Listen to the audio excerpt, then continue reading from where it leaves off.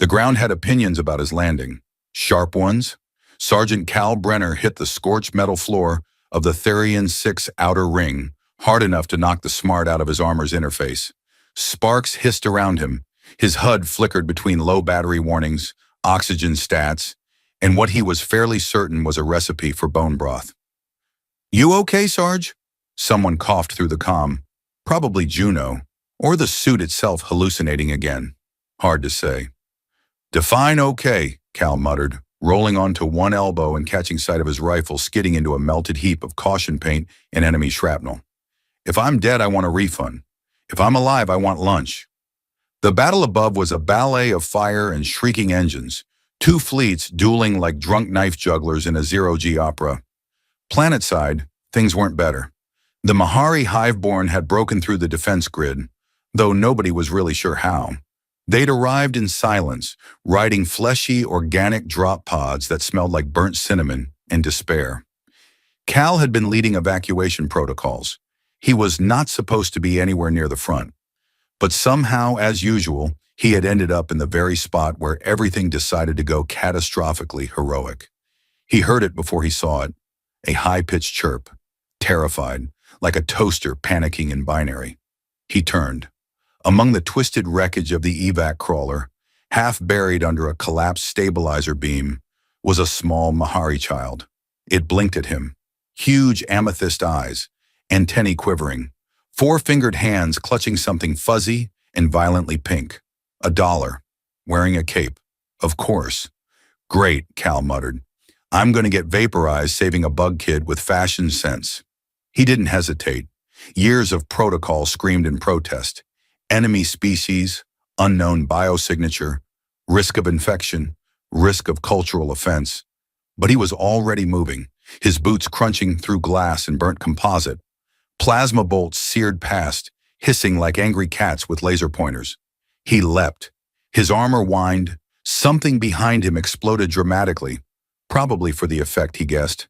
And then the beam collapsed entirely where he just stood. He landed over the child, arms outstretched, cursing fluently in 3 languages and 1 dialect of Martian slang. The heat singed his back.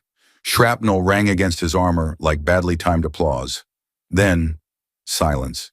For a moment, he thought he'd died. Then the child beneath him sneezed. "Achoo!" "Bless you," Cal said hoarsely. The smoke parted. A new shadow fell across him, taller than a human, taller than sense itself. Chitinous limbs curled with lethal grace. A voice like velvet and blades spoke above him.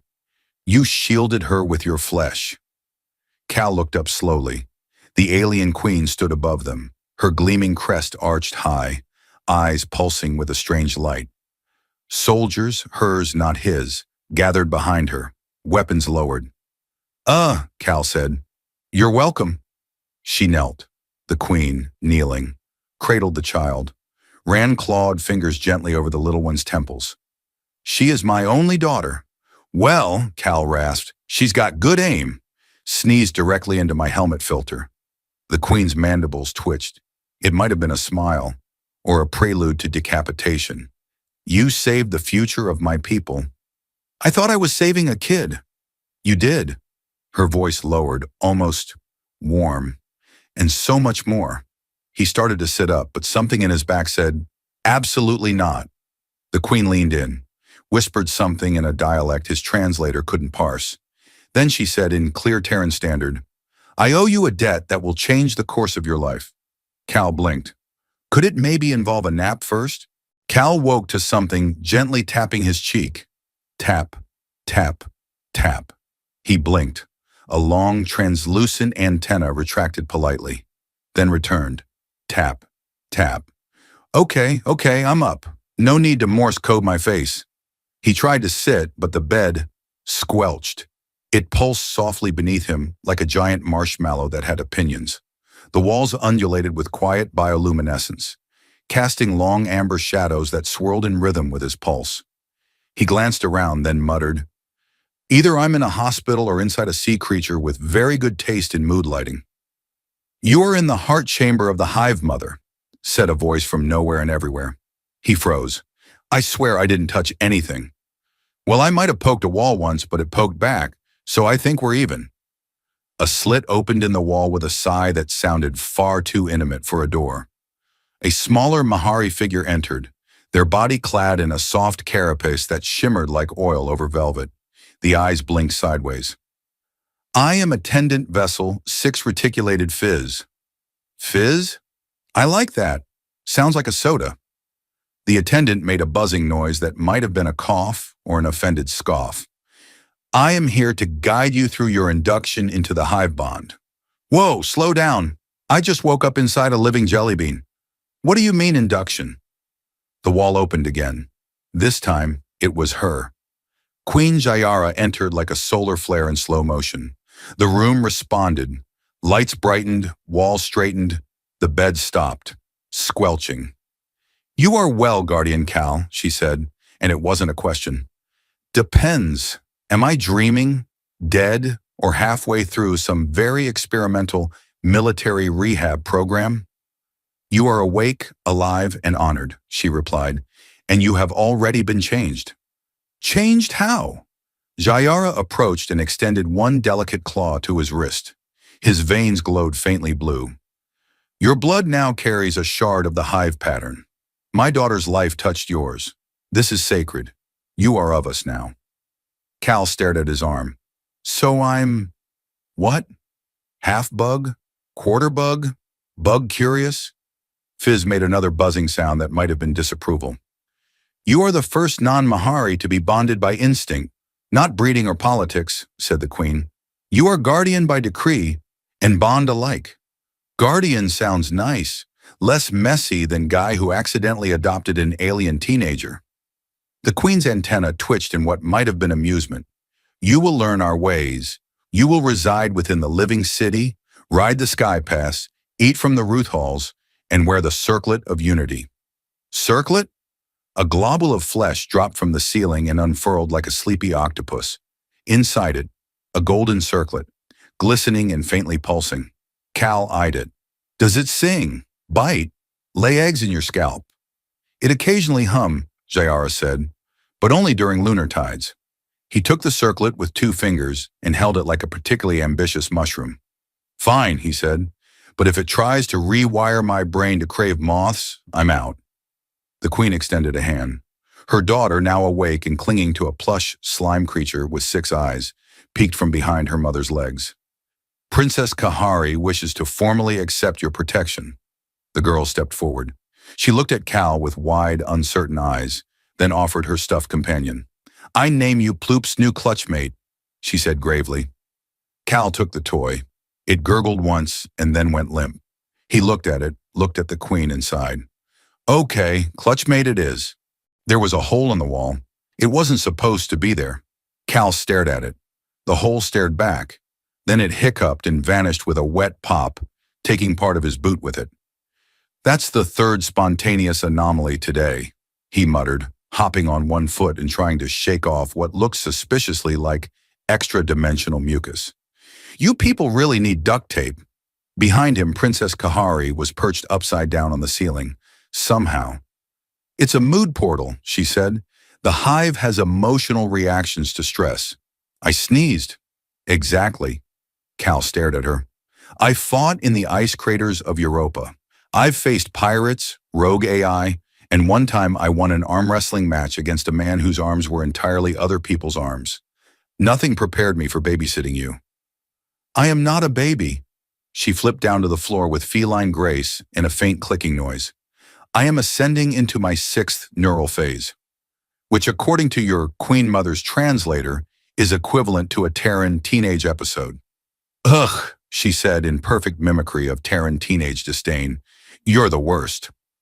Cal sat on the edge of the living couch, which pulsed encouragingly beneath him like a proud amoeba. He tried not to think about that. Kahari, he said carefully, we've been over this. I'm not here to replace your honor guards. I'm here because your mom decided I'm now some kind of walking blood oath with a pulse. You're boring. I'm not boring. I'm practical. My last exciting idea ended with a vending machine falling on me. She hissed dramatically, flopped into a nearby breathing cushion, and declared, I wish I'd been saved by a mantis war priest instead. Cal glanced at the ceiling. Great. Now she's wishing for insect monks with flamethrowers. A clicking chime echoed. Guardian Cal, report to the Chamber of Symbiotic Ceremony, said a smooth voice from the wall. You are scheduled for cultural bonding orientation. Oh no! Oh yes, Kahari said smugly. They're going to show you the Hive Nursery documentary. In scent memory, I've been through sensory combat training. I can handle it. They hatch inside a mucus opera. He stood. Nope, I draw the line at opera. Later in the Chamber of Symbiotic Ceremony, Cal sat on a pulsing bench beside three other guardians, two actual Mahari and one humanoid from the Andari cluster with 6 ears and what might have been an egg whisk where her nose should be. The Hive Elder leading the orientation waved a tendril and released a memory spore into the air. It burst with a puff of bioluminescent dust. Cal instantly tasted regret and something that reminded him of warm clam chowder. The scenes unfolded directly into his brain. Endless hatchling cries, mucus corrals, and something involving ceremonial egg juggling. Oh, stars, he groaned. I can hear colors. Congratulations, the elder said. Your bonding is progressing beautifully. Does it always include the sound of 15 larvae chewing in harmony? Yes. After the session, Cal staggered into the open air of the Hive's upper sky pass, trying to shake off the smell memory of bioluminescent infant food. Kahari was waiting, arms crossed. Well, she asked, still want to be my guardian? He looked at her. She was sulking as usual, but there was a flicker of curiosity beneath the defiance. He took a deep breath. Yeah, kid, I'm in. She blinked. Even after the mucus opera? Especially after the mucus opera. He held up the ploop toy. He's traumatized, but he'll survive. The princess snorted once. Then reluctantly, she laughed. It was the first time. Cal was not supposed to be in the Hall of Ancients. Technically, no one was. It was sacred, sealed, and allegedly mildly haunted by ancestral echoes that occasionally whispered unsolicited advice in long-dead dialects. The kind of place you tiptoe through reverently, unless you were Cal Brenner, who had just tripped over a vine organ keyboard that screamed in 6 tones of outrage. Sorry, he hissed at the floor. I didn't see the sign, or the giant glowing threshold, or the ominous silence. The chamber stretched before him like a cathedral built by an artist who'd never seen straight lines. Every surface pulsed with slow memory, walls humming faintly in the Hive's ancestral song, whispering names and deeds, and maybe one particularly embarrassing anecdote involving Queen Jayara's great-grandmother and a fermentation accident. Cal walked slowly, hands up, feeling very much like a kid who'd wandered backstage during a royal performance. His boots made soft thumps against the living floor, which didn't seem entirely pleased with his presence. It squished disapprovingly.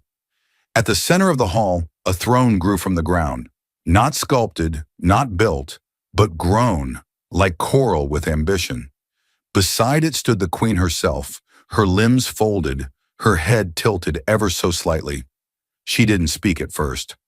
So, Cal said, this isn't about my failed attempt to teach your daughter how to make pancakes, is it?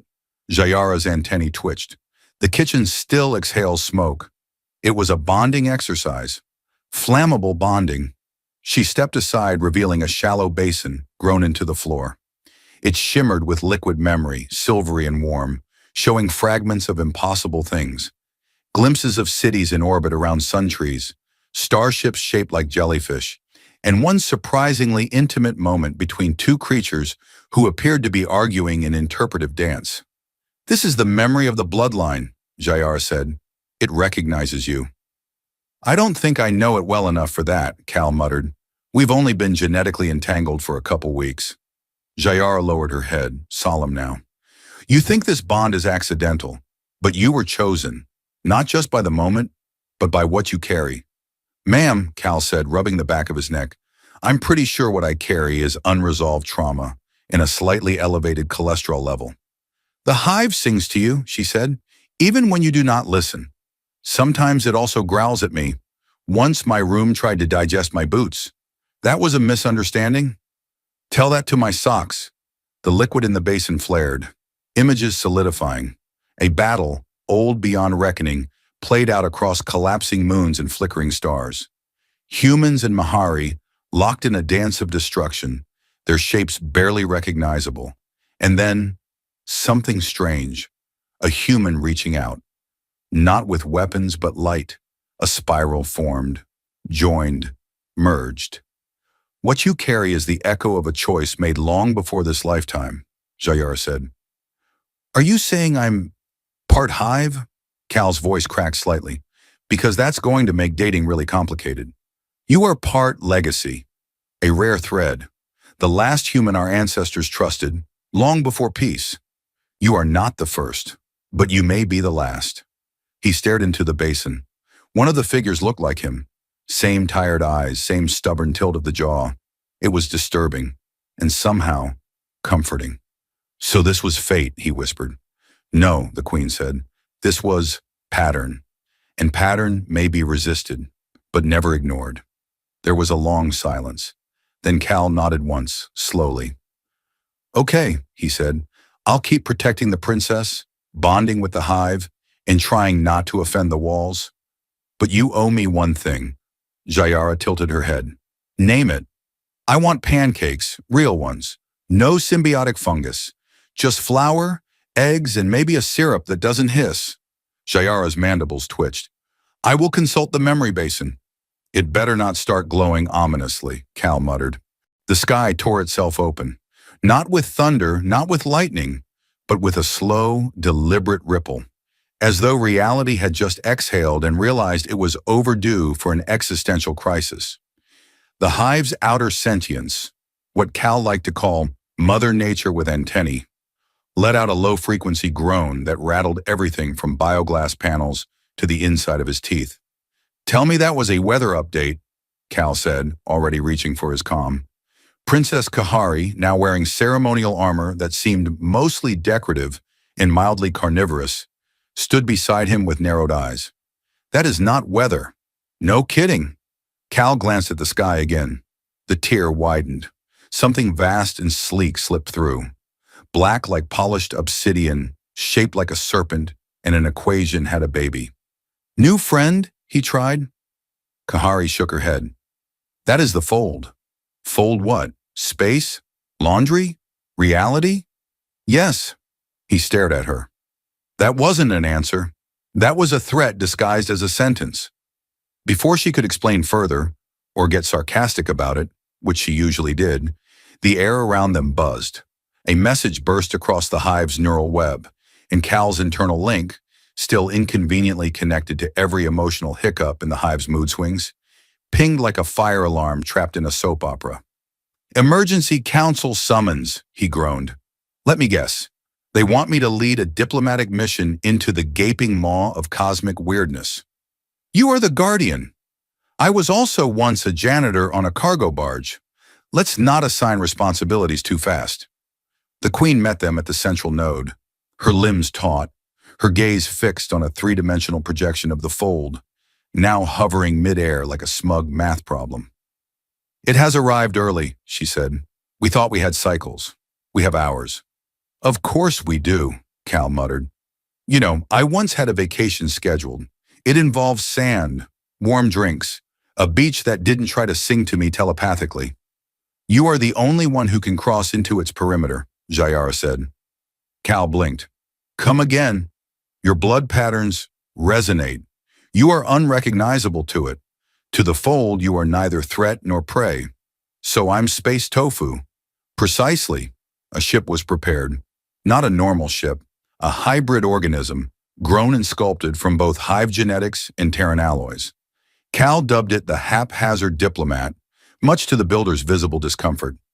It's beautiful, he said as it flexed its biowings, and deeply unsettling. Kind of like a majestic squid that just found out it can think. Good luck, Kahari said, trying to sound solemn, but her antennae wiggled in amusement. Don't touch anything glowy. That's literally everything in there. He boarded the ship. The interior greeted him with a low hum and what felt suspiciously like a psychic shrug. The control systems were thought reactive, which meant every sarcastic comment made the left thruster twitch. You and me, he told the ship, are going to get along terribly. As the vessel launched, piercing the upper atmosphere in a blur of quantum flecks, Cal saw the fold up close for the first time. It wasn't a ship. It wasn't even alive in any proper sense. It was hungry. Inside, time bent. Sound arrived before light. One of his memories walked past him and waved. The ship processed reality into edible shapes. Cal resisted biting into the floating cube labeled TRUST. At the center of the spatial anomaly, a message pulsed, not in words, not in light, but in intention. We remember you. Creepy, Cal said. Definitely creepy. Also, how? You opened the door once. You must close it. Do I get a manual for that? Or do I just hit something glowing again? The fold pulsed. A vision surged through him, of past selves, forgotten bridges, and the Queen's voice whispering from an impossible angle. And then, like the worst prize at a cosmic carnival, a button appeared. He sighed. Well, he muttered, at least this time, if I break the universe, it'll be on purpose. Cal had never pushed a button with more hesitation and less confidence. He'd once hit a fire alarm to impress a girl and cleared out an embassy. This felt worse. The instant his finger made contact, reality hiccuped. The ship let out a sound that might have been a burp and a Gregorian chant layered in reverse. The cockpit stretched sideways, then inside out, then decided forward was a suggestion and launched him straight into the fold's core. Okay, Cal grunted, gripping the seat that refused to have fixed shape. If I die, someone better tell my toaster. He'll take it personally. Around him, space had stopped pretending to follow rules. Light twisted in suspicious spirals. Sound arrived in colors, and gravity swayed like it had been drinking heavily. His thoughts echoed, loudly, and some of them didn't even seem like his own. I like jellyfish, one of them said helpfully. No, you don't, he muttered. That was from last week. Kahari made me try one. It punched me. Another thought blinked into place, sharper, more coherent, not his voice, but somehow familiar. Calendar. Hold still. He didn't have time to ask why, because suddenly he wasn't in the ship. He was standing in a memory. It was his. Probably he was 10. Earthside. Rain hammering on a metal roof. His father's voice threw static on an old comm, reading a bedtime story about a star that didn't want to shine. Only this time, it was in Mahari. That's new, Cal whispered. The fold pulls from your core pattern, said a voice beside him. It was Queen Jayara, but younger, or older, or possibly a conceptual metaphor. Is there a version of you that ever gives a straight answer? Cal asked. Not one you would survive. Comforting. They walked through more scenes. His first drop mission, his squad cheering as he accidentally ignited an atmospheric marshmallow, his heartbreak over someone whose name he couldn't quite remember now. Each memory warped, overlaying Mahari harmonics. His life, filtered through a different species perception. You're syncing with the hive pattern, Jayara said. Kahari already has. Through you. This is how she reached the fold's inner web. I thought I was just here because I'm genetically weird. You are, and also brave, but mostly weird. A sudden jolt threw them forward. They stood now at a precipice, not a real one, but one made of data, thought, something living and ancient. Before them floated an entity shaped like potential and dread, the fold's intelligence. It saw him. You broke the silence once. You carry the echo. You are the key. Cal raised his hand. Hi. First of all, I'm not actually a key. Second, if this is about the incident with the vending machine on Argo 9, I have an alibi. We remember the breach. We remember choice. You must choose again. I don't even know what I'm choosing. You must become the seal, or the door will open again. He turned to the vision of Jayara. I don't suppose you brought a translator or a sandwich? You're already translating, and I fed you before launch. No, you fed me something that blinked at me while I chewed it. The fold pulsed. Cal closed his eyes. The hive sang in the back of his thoughts. Kahari's laugh. The thrum of hive memory, Earth's oceans, his father's static-wrapped stories, his own heartbeat. He stepped forward. "Fine," he said. "I'll be the SEAL, but I want hazard pay, and better boots, and no more psychic documentaries. I'm serious." The fold accepted. The moment snapped. He was back in the ship, drenched in sweat, gasping and mildly glowing. The ship hummed in quiet awe. Outside, the fold shrank, curled in on itself. Gone. The cockpit chirped. "Mission successful. Would you like to leave a review?" Cal groaned. "Yeah, 1 star. Too many emotions. Not enough snacks." The hive held its breath. Not literally. Breathing was optional for most of it. But in the way light dimmed and song went quiet, it felt like a collective inhalation. The fold was gone, or at least, dormant. Sealed if Cal's brain-scrambled interpretation of interdimensional responsibility was correct. He stumbled off the haphazard diplomat to an eruption of scent clouds and melodic clicks. Hive applause, apparently. A few spores tried to hug him. One attempted to merge. "Back off!" he wheezed, swatting gently at a floating puff that smelled like spicy bubble gum and nostalgia. "No fusing. I just detoxed the last weird."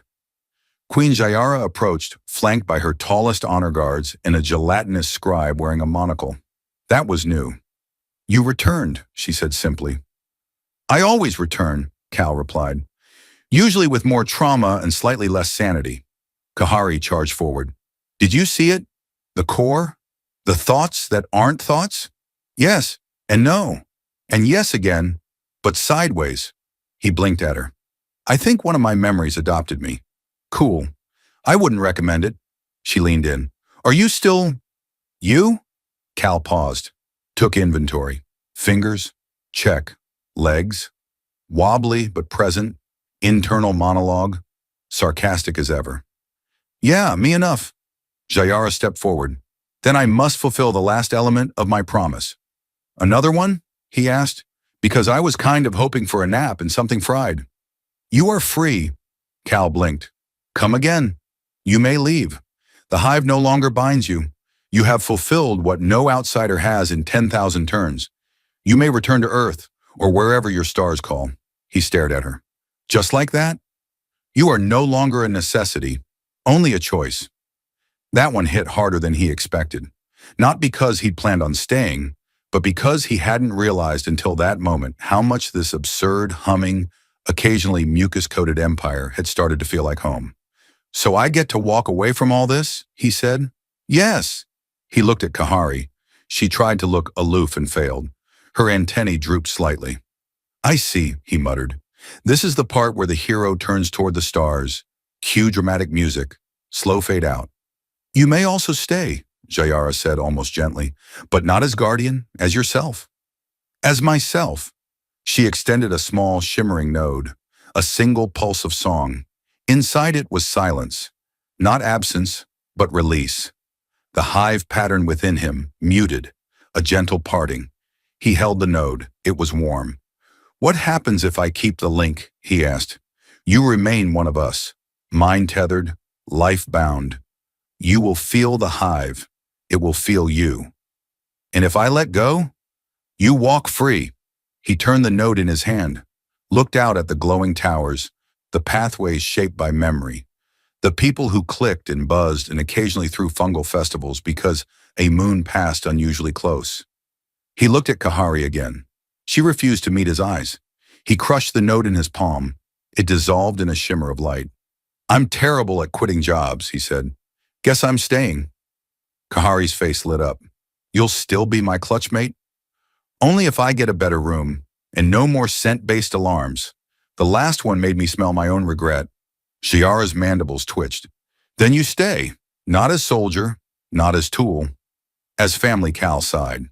"Fine," he said, "but I want Wednesdays off." Cal sat cross-legged on a root chair that tried to purr whenever he exhaled. He'd given up resisting it. Somewhere between his fourth close encounter with death and his accidental adoption into an alien empire, he'd decided that if a chair wanted to love him, it had earned the right. Across from him, Kahari was deep in concentration, humming through her antennae, as she adjusted the variables on her holographic star map. The map flickered, hiccuped, then turned into a rotating blob labeled definitely not a black hole. Probably. Your math is attacking me again, Cal said. It's not math. It's speculative gravitational anthropology. Sounds made up, she smirked. So does your face. Cal opened his mouth for a comeback, but stopped when a dozen younglings ran past the corridor behind them, trailed by a caretaker drone and an animate jelly mold screaming opera. Just another normal Thursday, he muttered. Life in the hive had settled into a kind of beautifully bizarre rhythm. Cal wasn't a guardian anymore, not officially, but his influence had left a dent in policy, security protocols, and lunchroom menu options. Humans and Mahari had begun sharing more than awkward handshakes and political pacts. There were exchange programs, co-constructed embassies, one regrettable fusion ban. Cal had even taught a cooking class. Once. Never again, he had declared while scraping sentient dough off the ceiling. Jayara entered the chamber with the subtlety of someone who controlled half the region's star charts and didn't need to walk to be respected. The walls adjusted their lighting to her presence. The air itself seemed to straighten. Your presence is requested, she said without preamble. Mine? Cal asked. Because if this is about the mural Kahari commissioned of me riding a plasma llama, I had nothing to do with it. I gave him abs, Kahari added proudly. It's ceremonial, Jayara said. The council wishes to induct you into the legacy circle. Cal blinked. You mean the group that writes interstellar law, judges disputes, and makes everyone wear those very intimidating robes? You've already been serving without the robe, Jayara said. This is just formality. I get a robe? You'll complain about it being itchy within minutes. That tracks. The ceremony was brief, moving, and somehow included an interpretive dance by a sentient vine. Cal stood before hundreds of beings from over 30 systems, most of them at least partially bioluminescent. He didn't give a speech. He didn't need to. The hive itself sang the story, his story, through memory pulses and projected laughter, through Kahari's voice calling him clutchmate, through moments of bravery and absurdity and pancakes. That night, he sat on a balcony overlooking the Root Sea, the vast organic network that connected the hive's living cities. The air shimmered with spores and starlight. Kahari joined him, dangling her legs over the edge. You miss Earth? She asked. Sometimes, Cal said. Mostly when I crave food that doesn't hum. You could go. You're allowed now. He thought about it.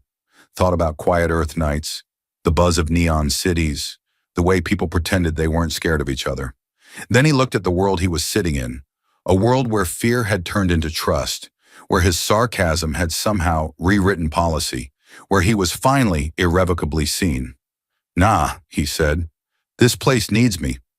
Kahari nodded once. You've changed. So have you. She grinned. Still better at math, though. Speculative gravitational anthropology is not a real subject. It is now. I wrote a paper. He laughed, not the kind born from surprise, but from something deeper. From home. The stars pulsed. The hive breathed. And Cal Brenner, Terran soldier turned clutchmate, diplomat, and honorary mushroom cultivator, leaned back and sighed. I better get a second robe.